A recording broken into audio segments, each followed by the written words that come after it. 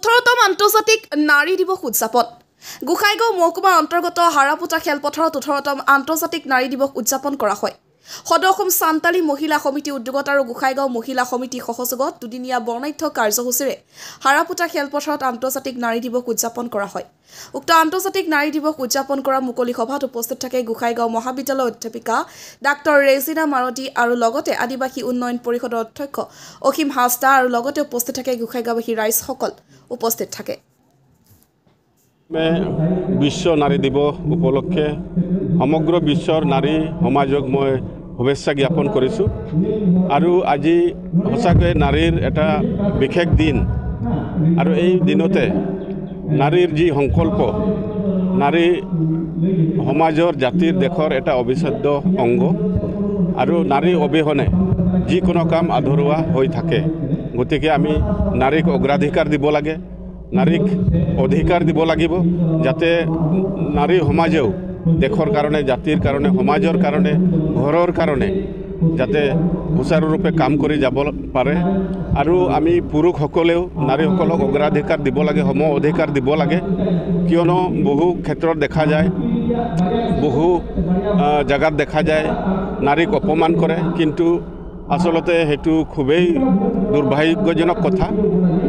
নাৰীৰো একেই অধিকাৰ আছে, কিয়নো আজি উদাহৰণস্বৰূপে আমি দেখিবলৈ হ'লে আজি ভাৰতৰ প্ৰথমগৰাকী যিজনী ৰাষ্ট্ৰপতি তেখেতো নাৰী হয়।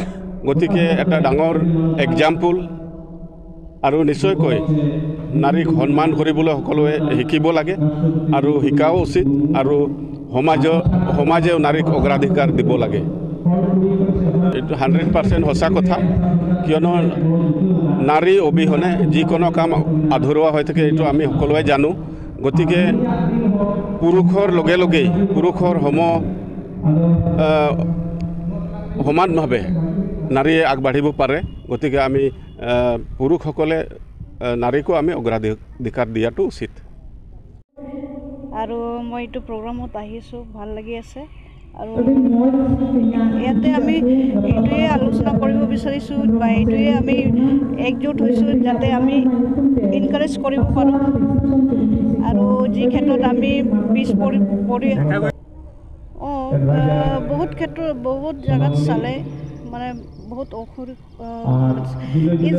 ছেফটি নাই ইমান হ'লেও মানে এইটো ক্ষেত্ৰতো বহুত চৰ্চা হয় বা বহুত আলোচনা হৈ থাকে যে কিয় ইমান আনছেফটি ওমেনবিলাক।